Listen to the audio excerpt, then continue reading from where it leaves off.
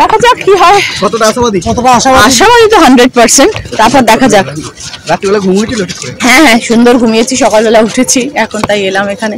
বলছি যে টেনশন হচ্ছে নাকি কোনো? না দেখো, টেনশন সেরকম কিছু নয়, তবে হ্যাঁ এতদিনের পরিশ্রম করেছি, একটা তো মনের মধ্যে একটা তো আশা থাকে যে হ্যাঁ সবকিছু ভালো হবে। হ্যাঁ বলো। পরীক্ষা তো নয় যে সারা যে আমার এক্সামের রিপোর্ট কিরকম আসে সেরকম নয়, সেটা সেই যুদ্ধটা অনেকদিন আগে পার হয়েছে। এটা একটা অন্য রকমের যুদ্ধ এবং মানুষের পাশে থাকার যুদ্ধ। এটা তো দেখা যাক মানুষ যদি ভালোবাসে। সকাল থেকেই এখানে একটা টেনশন ছিল, দু দলের কর্মী সমর্থকরা জয় শ্রীরাম এবং জয় বাংলা স্লোগান দিতে ঢুকে যেই দলের যেটা শান্ত করেছে, যেই দলের স্লোগান তারা তো দেবেই, সেটা তো কোনো সাথে খারাপ নয়। জয় বাংলা আমরা বলবো, তারা জয় শ্রীরাম বলবে, অন্য কেউ অন্য কিছু বলবে, তাতে তো কোনো খারাপ কিছু নেই, সেটা হোক না। আমরা এখনো আশাবাদী তৃণমূলই আসছে এবং তৃণমূলই আসবে। তারপরে দেখো, আমরা তো আর ভগবান নই, ঠাকুরবালা সব ঠিক করে রেখেছেন কোথায় কার কোথায় কি হবে।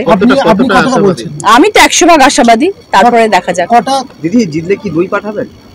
আপনাকে লোকেশ চট্টোপাধ্যায় বলেছিল যে উনি জিতলে পরে আপনাকে দই পাঠাবেন। না না, আমি কিচ্ছু পাঠাবো না, আমি সবাইকে শুভেচ্ছা বার্তা পাঠাবো। সবাই ভালো থাকো, সুস্থ থাকো।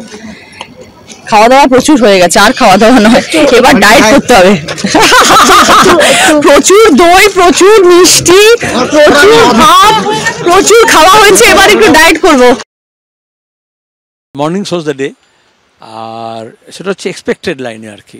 এখন 7টা অ্যাসেম্বলিতে হচ্ছে, কিন্তু পোস্টালও চলছে, তো ফার্স্ট রাউন্ড হলে তখন বয়ে যাবে। কিন্তু 7টা অ্যাসেম্বলির মধ্যে যে অ্যাসেম্বলিতে আমার পেছিয়ে থাকার কথা দুটোতে, সেখানে হয়তো একটু পেছিয়ে থাকবো, আর যে 5টাতে এগিয়ে থাকার কথা সে 5টাতে এগিয়ে থাকবো। এই মুহূর্তে যা ট্রেন্ড আমরা দেখাচ্ছি তাতে কিন্তু বিজেপি অনেকটাই এগিয়ে যাচ্ছে এখনো পর্যন্ত, একেবারে প্রাথমিকভাবে পশ্চিমবঙ্গে। সেটা আমি যে কটা বুথে দেখলাম সেখানেও দেখলাম যে বিজেপি ভোটটা বিজেপি ধরে রাখতে পেরেছে, অন্তত যেখানে ওদের যে জায়গাগুলো আছে। আর কিছু জায়গায় জানি না, দক্ষিণবঙ্গের দিকে তোমরা বলতে পারবে, কিন্তু গোটা দেশে যা হচ্ছে এখানেও তাই। তৃণমূল ভোটটা তৃণমূল ধরে রাখতে পারছে কিনা সন্দেহ আছে, কারণ তৃণমূলের কিন্তু এখনো পর্যন্ত যা ট্রেন্ড তাতে কিন্তু তৃণমূল অনেকটাই পিছিয়ে স্বাভাবিকের। তো আমি এটা আমার অ্যাসেসমেন্টে থেকে বললাম, এখন আমি বাস্তব জায়গাটা জানি না।